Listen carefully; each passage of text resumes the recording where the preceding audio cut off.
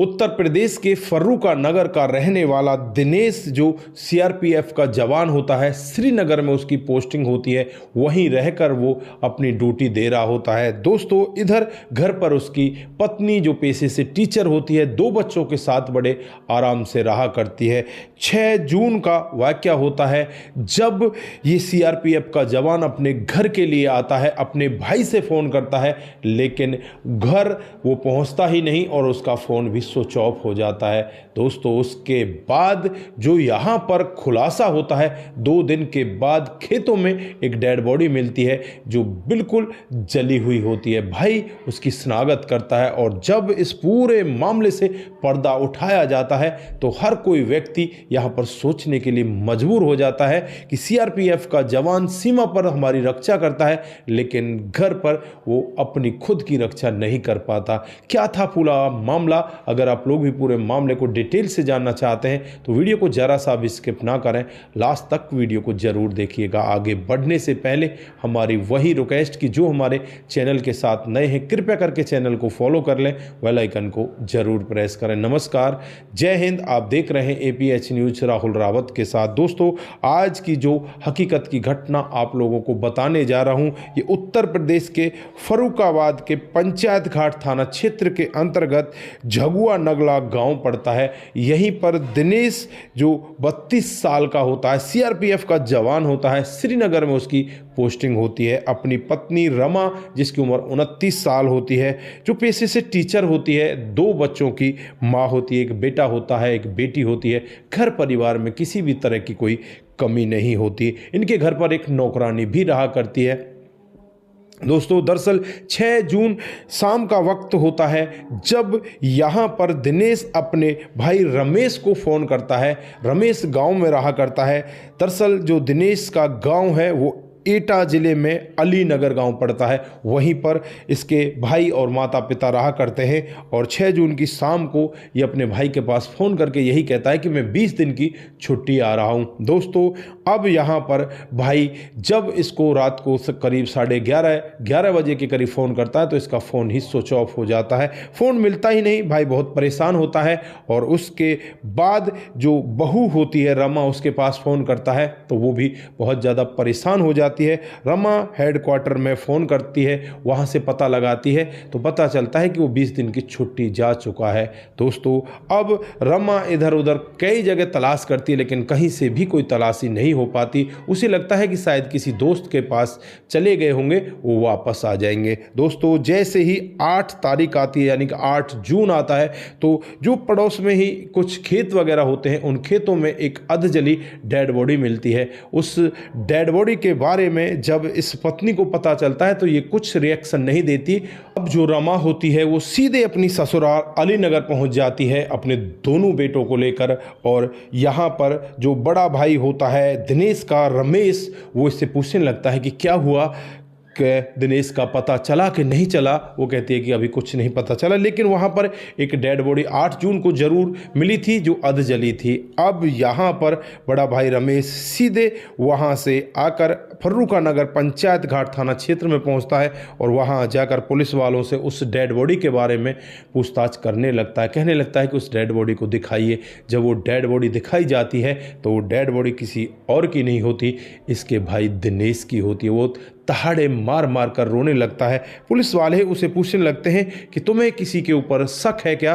तो यहाँ पर जो भाई होता है वो कहता है कि जो मेरे भाई की पत्नी है रमा, मुझे उसके ऊपर पूरा पूरा शक है। अब यहाँ पर धारा 302 के तहत रमा के खिलाफ मामला दर्ज कर लिया जाता है और जब रमा से सख्ती के साथ पुलिस पूछताछ करती है तो यहाँ पर रमा पहले तो टूटने का नाम नहीं ले रही थी, लेकिन यहाँ पर फिर उससे ऐसे बातों में उलझाया जाता है कि वो टूट जाती है और टूटकर फिर पूरा का पूरा मामला यहाँ पर डिटेल से बताने लगती है। 10 जून को इसकी गिरफ्तारी होती है और अब यहाँ पर वो बताने लगती है कि वो पीछे से जो चीनी ग्राम है वहाँ की रहने वाली है और उसके पापा का नाम देवकर दिवाकर है, उसकी मम्मी का नाम मालती है और ये 2 बहनें हैं, एक का नाम रमा और दूसरी का सुरेखा। रमा देखने में बहुत खूबसूरत होती है, बीएड की ये पढ़ाई कर लेती है और उसके बाद पिता इसके लिए कोई लड़का देखने लगते हैं। रिश्तेदारों से पता चलता है कि दिनेश बहुत अच्छा लड़का है,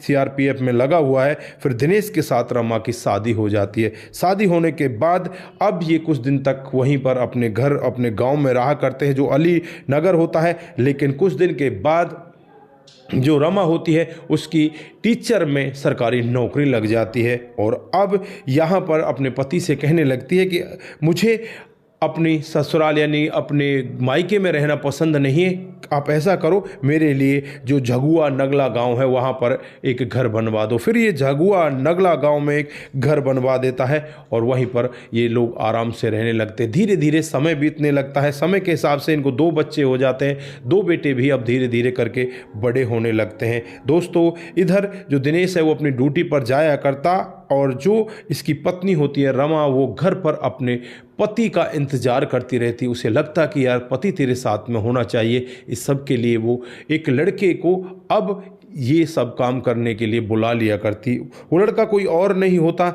इस दिनेश की बुआ का लड़का होता है जिसका नाम अनमोल दिवाकर होता है। उम्र यही करीब 28 साल होती है, जो गुठरा गांव का रहने वाला होता है। दोस्तों, अब इन दोनों की बातें आगे बढ़ने लगती हैं, प्यार प्रसंग आगे बढ़ने लगता है और ये दोनों एक दूसरे के साथ संबंधों में होने लगते हैं। अब तो इस अनमोल दिवाकर को ये रात में भी बुला लिया करती, दिन में भी बुला लिया करती। रात में बच्चों को खाना पीना खिलाकर दूसरे कमरे में उसके साथ चली जाया करती। एक दिन अड़ोसी पड़ोसी इस सब के बारे में दिनेश को बताते हैं। दिनेश को इस सब के बारे में पता चलता है, उसे बहुत बुरा लगता है। अपनी पत्नी को समझाने का यत्न करता है, लेकिन पत्नी यहाँ पर कहती है कि ऐसी कोई बात नहीं है, ये बाहर के लोग हैं, हमें उड़ाने का काम कर रहे हैं। जिसका पति बाहर होता है उसकी पत्नी को लोग बाग ऐसे ही उड़ा दिया करते हैं। दोस्तों, यहाँ पर पति की समझ में ही नहीं आ रहा था कि वो करे तो क्या करे। और फिर एक दिन का वाक्य होता है जब ये छुट्टी से अपने घर आता है तो घर आकर देखता है उसकी पत्नी के मुंह से शराब की बदबू आ रही थी। दोस्तों, दरअसल जो अनमोल दिवाकर होता है वो शराब पीने का आदी होता है, वो शराब पिया करता और इस जो इसकी पत्नी होती है रमा उसको भी शराब की आदत डाल देता है। वो भी इसके साथ में शराब पीने लगती है और यहाँ पर जो दिनेश है वो अपनी पत्नी को समझाने का यत्न करता है, लेकिन वो मानती नहीं। अब दिनेश के दिमाग में एक बात घर कर जाती है। जब वो अपनी ड्यूटी से जब वो अपने घर से ड्यूटी के लिए वापस जाता है तो वहाँ जाने के बाद उसका मन ही काम में नहीं लग रहा था। 10 ही दिन बीतते हैं, उसे लगता है कि तो छुट्टी लेकर वापस चल। फिर वो 20 दिनों की छुट्टी लेकर वापस अपने घर पर आता, अपने भाई को भी फ़ोन करता है और घर आने के बाद जो दरवाज़ा उसे खटखटाया जाता है। दरवाज़ा जब खटखटाया जाता है तो अंदर जो पत्नी होती है एकदम से घबरा जाती है कि इतनी रात को यहाँ पर कौन होगा, और फिर वो काफ़ी देर बाद दरवाज़ा खोलती है क्योंकि अंदर उसका प्रेमी अनमोल दिवाकर था। उसे दूसरी जगह छुपाती है और दरवाज़ा खोल के जब सामने देखती है उसका पति है तो उसकी सिट्टी पिट्टी गोल हो जाती है। अब यहाँ पर पति कहने लगता है कि तुमने इतना टाइम क्यों लगा दिया, घर के अंदर अनमोल है ना। तो वो कहती है कि नहीं नहीं, ये सब वहम है, आपका कोई भी घर के अंदर नहीं है। और प्यार से जो त्रिया चरित्र होता है औरत का, उस तरह से इस दिनेश को लुभाने लगती है और लुभाकर फिर इसके साथ वो संबंध बनाती है। दोस्तों, अब यहाँ पर दिनेश की भी समझ में आ जाता है कि शायद यार तेरा वहम था, यहाँ पर कोई भी नहीं है। और फिर दिनेश आराम से सो जाता है। रमा उठती है, उठकर उस अपने प्रेमी अनमोल को जो बंद कर रखा था उसे बाहर निकालती है और उससे कहने लगती है कि अगर हम दोनों को ये पकड़ लेता तो आज दोनों को ये मौत के घाट उतार देता। अब अच्छा यही रहेगा कि क्यों ना इसे ही रास्ते से हटा दिया जाए। फिर यहाँ पर इसी की पिस्टन को उठाया जाता है जो दिनेश की पिस्टन होती है और उसी से ताबड़तोड़ गोली दिनेश के ऊपर ये दिवाकर चला देता है जो अनमोल दिवाकर होता है, और उसे वहीं पर मौत के घाट उतार देता है। उसके बाद यहाँ पर इसे दूसरे कमरे के अंदर खींच कर ले जाया जाता है, वहाँ पर उसे डाल दिया जाता है और फिर वहाँ से ये अपने घर के लिए फरार हो जाता है। अगली दिन जो 7 तारीख आती है, 7 जून की रात को अब दोबारा से वो इनके घर पर आता है और यहाँ आने के बाद जो रमा की स्कूटी होती है उस स्कूटी को लेता है, एक बोरे में इस डेड बॉडी को पैक करता है और वहाँ से सीधे जंगल की तरफ ले जाता है। खेत में जाकर सुनसान जगह पर उस डेड बॉडी को डाल दिया जाता है, उसके ऊपर पेट्रोल डाला जाता है और उसे आग के हवाले कर दिया जाता है। दोस्तों, अब यहाँ पर जो रमा है पूरा मामला पुलिस को बता रही होती है, तो रमा की तहरीर पर ही पुलिस रमा के खिलाफ और उसके बॉयफ्रेंड अनमोल दिवाकर के खिलाफ मामला दर्ज कर लेती है। दोनों की गिरफ्तारी हो जाती है। गिरफ्तार होने के बाद दोनों को जेल के अंदर बंद कर दिया जाता है। दोस्तों, यहाँ पर जो रमा के 2 बच्चे हैं, एक बेटा और बेटी, वो बस अनाथ होकर रह जाते हैं, क्योंकि पिता को तो ये इस दुनिया से विदा कर देते हैं और जो पत्नी है खुद वो जेल के अंदर चली जाती है।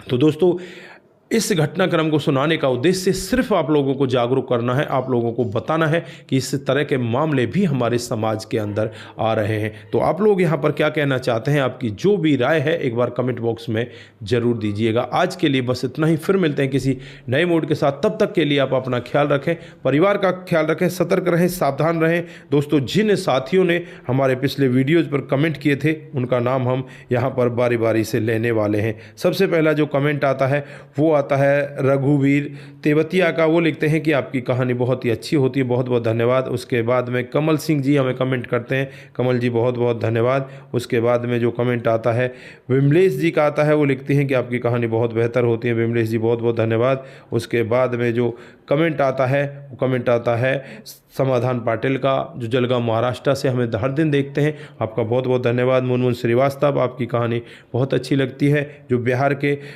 28 से वार्ड नंबर 23 से हमें देखते हैं, बहुत बहुत धन्यवाद। Harendra Pratap Singh Rajput, very nice story, जय श्री राम, जय श्री राम। उसके बाद पुष्पा सिंह जी, अकेलापन हमेशा एक महत्वपूर्ण व्यक्ति से परिचय कराएगा और वह स्वयं आप, बहुत बहुत धन्यवाद आपका। उसके बाद में जो कमेंट आता है शंकर स्वामी जी का आता है, वो लिखते हैं कि आपकी कहानी बहुत ही बेहतर होती है। शंकर जी बहुत बहुत धन्यवाद। आप सभी लोग इसी तरह से हमारे साथ बने रहें, इसी तरह से अपने कमेंट हमारे साथ में साझा करते रहें, सतर्क रहें, सावधान रहें, रिश्तों की अहमियत को जरूर समझें। नमस्कार, जय हिंद, जय भारत।